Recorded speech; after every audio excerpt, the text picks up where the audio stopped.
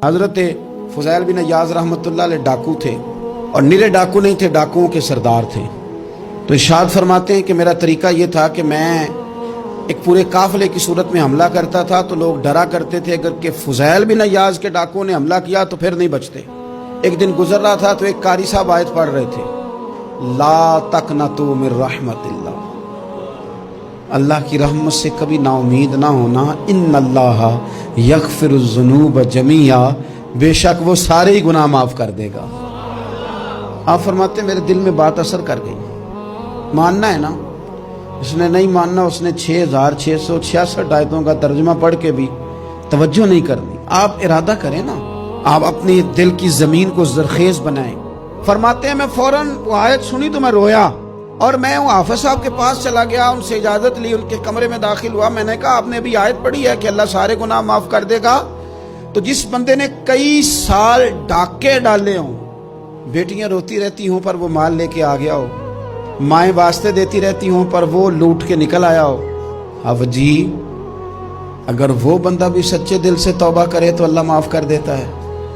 تو آپ جی کہنے لگے میں کون ہوتا ہوں تمہیں کوئی تفسیر بتانے والا، میں نے تو قرآن کی آیت پڑھی ہے، میرا رب کہتا ہے لا تقنطوا من رحمت اللہ، تم نے مایوس نہیں ہونا، تم آ جانا، معافی مانگ لینا، ان اللہ یغفر الذنوب جمیعا، اللہ سارے ہی گناہ معاف فرما دے گا، اللہ سارے گناہ۔ تو یہ تو اللہ فرما رہا ہے۔ فضیل بن عیاض کہتے ہیں میں نے کہا ختم ہو گئی بات، توبہ بھائی۔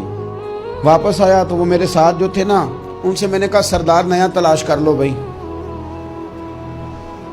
اب ارادے بدل گئے، پروگرام کچھ اور ہو گیا۔ اب تو لوگ ہمیں تانے دیں گے، اب تو لوگ باتیں کریں گے کہ اوتھے کی لین جانا ہے۔ فضیل بن عیاض کہنے لگے بس بھئی توبہ کرنی ہے، اب تم کوئی اور سردار تلاش کر لو۔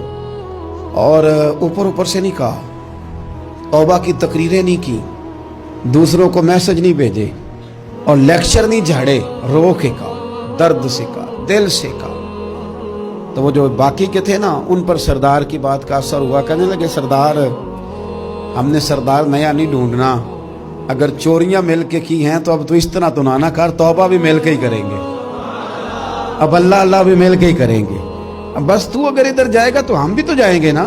اللہ اکبر۔ فضیل بن عیاض کہتے ہیں ظاہر ہے مال لوٹا کرتے تھے، میں نے مسئلہ پوچھا علماء سے تو انہوں نے بتایا کہ یہ تو حقوق العباد کا مسئلہ ہے، جو لوٹا ہے وہ تو واپس کرنا ہی پڑے گا۔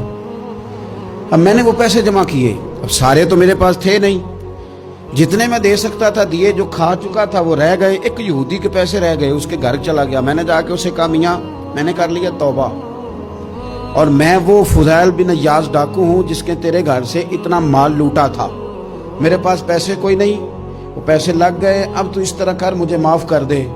وہ کہنے لگا نا جناب، یہ بھی کبھی کبھی ہوتا ہے، لوگ نا شرافت کو بزدلی سمجھ لیتے ہیں۔ فضیل بن عیاض سے کہنے لگا میں تو پیسے لوں گا، ایسے تو نہیں معاف کرتا۔ آپ فرمانے لگے پیسے تو کوئی نہیں، یہ سچی توبہ ہے۔ وہ کہنے لگا پھر اس طرح کرو، میری اونٹوں کو چارہ ڈالو، پیسے پورے ہوئے تو چلے جانا۔ کل ڈاکو تھے، ابھی وہ تلوار چلانی آتی ہے، نیزہ چلانا آتا ہے، ڈٹنا آتا ہے، اعصاب مضبوط ہیں، مسئلہ کوئی نہیں، لیکن توبہ سچی کی ہے نا، یہ سچی توبہ والے لوگوں کا طریقہ ہے۔ اس سے کہہ سکتے تھے کہ جا آج تو لب دینی لے لے، تجھے کہا معاف کر دے، تو تیار ہی نہیں ماننے کو۔ حضرت فضیل بن عیاض کہنے لگے اگر اونٹوں کو چارہ ڈالنے سے تو معافی دیتا ہے نا، تو میں تیرے اونٹوں کو چارہ ڈالنے کو بھی تیار ہوں۔ کیوں کہ راضی اللہ کو کرنا ہے، اپنے ضمیر سے بوجھ اتارنا ہے، بندوں کے سامنے سرخرو نہیں ہونا، اللہ کے حضور ہونا ہے۔ توبہ کا مطلب ہے رب کی بارگاہ میں سرخرو ہونا، بندوں کے سامنے نہیں۔ حضرت فضیل بن عیاض سے کہنے لگے ڈالیں گے تیرے اونٹوں کو چارہ، کیوں نہیں ڈالنا۔ 2-4 دن چارہ ڈالا تو وہ یہودی ایک دن کہنے لگا کہ یہ نا ٹھیکریوں سے بڑی ہوئی تھیلی ہے، یہ تو ذرا اٹھا کے لا۔ حضرت فضیل بن عیاض نے اٹھا کے اسے دی، جب اس نے کھولی تو اشرفیوں کی بھری ہوئی تھی۔ تو آپ فرمانے لگے تو کہہ رہا تھا ٹھیکریاں اٹھا کے لا۔ کہنے لگا میں تورات بڑی پڑھتا ہوں، عالم ہوں، میں نے تورات میں پڑھا تھا کہ مسلمان جب سچی توبہ کر لیں گے نا تو رب ٹھیکریوں کو بھی سونا بنا دیا کرے گا، پھر یہ مٹی کے ڈھیلے اشرفیاں بنا کریں گے۔ تو میں نا تیری توبہ چیک کر رہا تھا، یہ اس میں نے روڑے بڑے ہوئے تھے، لیکن تو اٹھا کے لایا، تو تیری توبہ بھی سچی ہے اور تمہارا دین بھی سچا ہے، اب اس طرح کہا رہا معافی اس شرط پہ دوں گا کہ مجھے کلمہ پڑھا تاکہ میں بھی مسلمان ہوں.